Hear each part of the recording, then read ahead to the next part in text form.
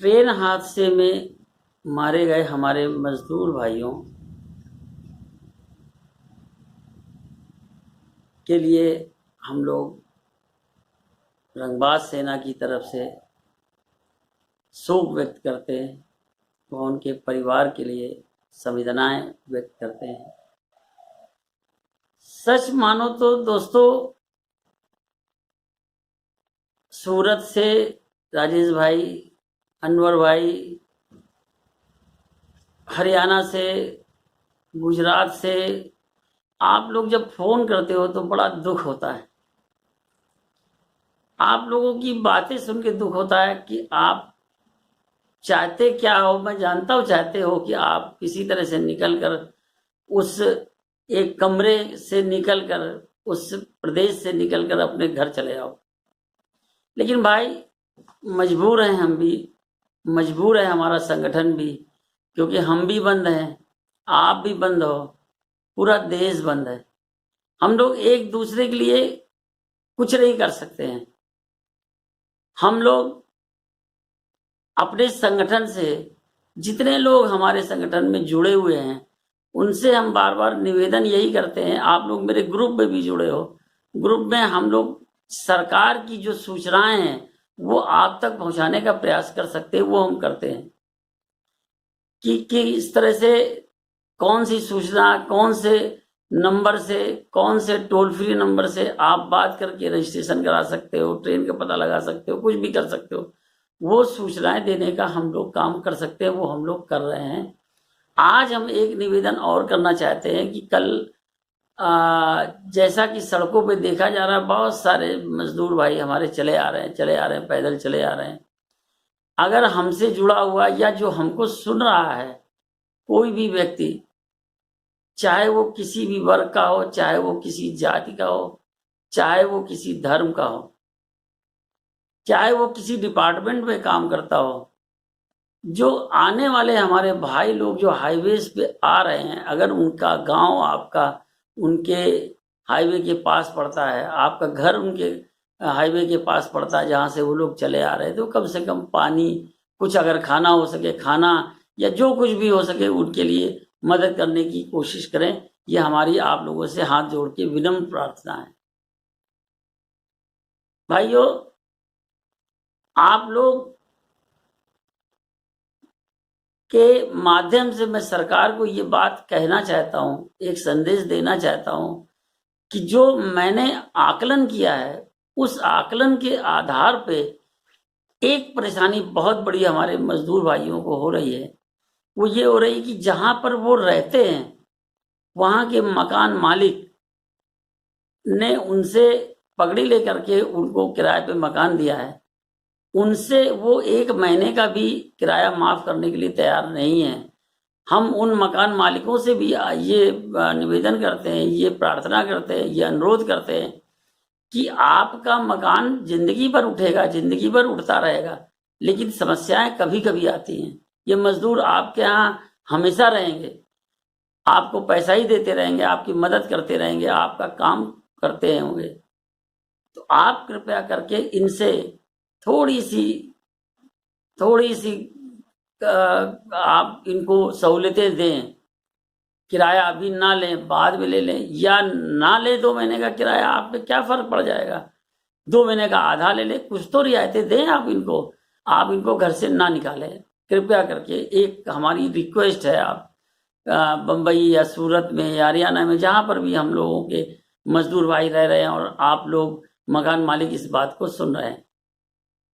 दूसरी बात, फैक्ट्री मालिकों से मैं कहना चाहता हूं, विनम्र निवेदन करके कहना चाहता हूं कि जो लोग मकान मालिक इनको परेशान कर रहे हैं, कृपया उनसे आप लोग खुद बात करें और इनको जगह दिलाएं और उनको टाइम दिलाएं। आप लोगों ने जो पैसा देने का सरकार ने आपसे अनुरोध किया कि इनकी तनख्वाह न रोकें, हम कह रहे हैं 50-50% करके दें। आप भी परेशानी में हो, सारे लोग परेशानी में हैं। ये परेशानी कोई जबरदस्ती नहीं आई, ये लोग जबरदस्ती वहां नहीं रुके हुए, मजबूरी है। मजबूरी में आदमी का लाभ नहीं उठाया जाता, मजबूरी में आदमी का साथ दिया जाता है। तो आप लोग कृपया करके इनको कुछ ना कुछ पैसे का भुगतान करते रहें, ताकि ये अपना थोड़ा बहुत किराया देते रहें, थोड़ा बहुत। इनके बच्चे हैं, देखिए, बीवी पत्नी नहीं खाएगी, पति नहीं खाएगा, माँ बाप नहीं खाएगा, लेकिन बच्चे तो टॉफी के लिए, बिस्कुट के लिए और दूध के लिए परेशान होते ही है ना। तो आप लोग कुछ पैसे की मदद करिए, कुछ इन लोगों को पैसे दीजिए, नहीं घट जाएगा, देने से घटता नहीं है।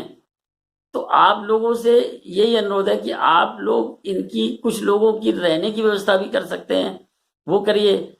आप लोग इनकी तनख्वाह पूरी ना दे करके किस्त वाइज दीजिए। लेकिन एक शिकायत और मिली है हमको, ये मैं सरकार से या प्रशासन से या फैक्ट्री मालिकों से खुद कहना चाहता हूँ कि जो फैक्ट्री मालिक कुछ पैसा इनको दे रहे हैं, आधा पैसा एक फैक्ट्री मालिक ने दिया है, चप्पल बनाने वाली फैक्ट्री है, उन वहां से हमारे पास फोन आए, 200 मजदूर हैं वो लोग। उन्होंने ये कहा कि 4,000 रुपये आप ले लीजिए, और राशन भी उन्होंने दिया, लेकिन ये कहा कि आपको अगले महीने हम इसका पैसा काट लेंगे। मजदूर मजदूरी करता है, पैसा लेता है, अपनी मेहनत का पैसा लेता है, कर्जा नहीं लेता। वो लोग कहने लगे हमसे कि भाई साहब, हम ये कर्जा नहीं लेंगे, अगर ये कर्जा है तो हम इस पैसे को नहीं लेंगे, क्योंकि हम इनके फिर बंधन में बन जाएंगे और मुझे मजबूरी में यहाँ रहना पड़ेगा, हम लोग घर जाना चाहते हैं। तो मेरे दोस्तों, ये कर्ज के रूप में प्रशासन, शासन, देश में आप सब जगह ये कहते हो कि हम इनको पैसा दे रहे हैं, हम इनको राशन दे रहे हैं, लेकिन पीछे से कहते हो कि हम तुम्हारा पैसा काट लेंगे, उसमें साइन कराते हैं आप लोग। कृपया ये ना करें। महाभारत से मैंने जब उसको देखा, तो महाभारत से मैंने क्या सीखा? सबसे बड़ी चीज एक सीखी कि लोग प्रतिज्ञाएं बहुत लेते थे। प्रतिज्ञा लेने का मतलब मुझे ये लगता है कि इस चीज की प्रतिज्ञा हम ले रहे हैं तो इस काम को, उसको समय से पूरा करेंगे। बहुत सारी प्रतिज्ञा होती है, अगर ये प्रतिज्ञा मैंने नहीं पूरी करी तो हमको ये करना पड़ेगा, हम ये काम करेंगे, हम इस चीज को छोड़ दें, कुछ भी। तो उस प्रतिज्ञा को पूरी करने के लिए आदमी अपना तन मन धन एक ही जगह केंद्रित करता है और उस काम को वो पूरा करता है। नहीं कर पाता तो उसको, उसके जो नहीं पूरा कर पाता है तो उसके उसके उसमें उसको जो मानता है उसको वो करना पड़ता है कि मैं नहीं कर पाऊंगा तो ऐसा करूंगा, तो वैसा उसको करना पड़ता है। लेकिन प्रतिज्ञाएं अक्सर पूरी होती, जो भी प्रतिज्ञाएं की गई वो मैंने देखा कि लोगों की पूरी हुई। आज महाभारत से केवल एक चीज सीखकर मेरे दोस्तों, मजदूर भाइयों, आपकी परेशानी को देखते हुए, आपकी इस मेहनत को देखते हुए, आपकी एक एक जो बाहर फंसे रहने में जो दिक्कतें महसूस हो रही, जितना आप आने जाने का प्रयत्न कर रहे हैं, जितनी मेहनत से कैसे आप आ रहे हैं, सोच के ही बड़ा अजीब सा लगता है। इतनी दूरी का सफर तय करने के लिए भी तैयार हैं। उस चीज में मैं अपने को वास्तव में दिल से बता रहा हूं कि मैं अपना पूरा योगदान करना चाहता हूं, लेकिन जितना कर सकता हूं उतना कर पा रहा हूं, और ये योगदान मैं आपको करता रहूंगा। आज मैं सुनील पटेल, रंगबाज सेना की तरफ से रंगबाज प्रतिज्ञा लेता हूं कि जब तक आप लोगों की सकुशल घर वापसी नहीं हो जाएगी, तब तक मैं अपनी इस दाढ़ी को नहीं बनाऊंगा। और उस काम में हम जो भी प्रयास कर सकते हैं, चाहे वो सूचनाओं के माध्यम से या किसी भी तरह से, वो हम आपको करते रहेंगे। जब आपकी सकुशल वापसी अपने घर पे हो जाएगी तो मैं इस प्रतिज्ञा को तोड़ दूंगा और अपनी दाढ़ी बना लूंगा।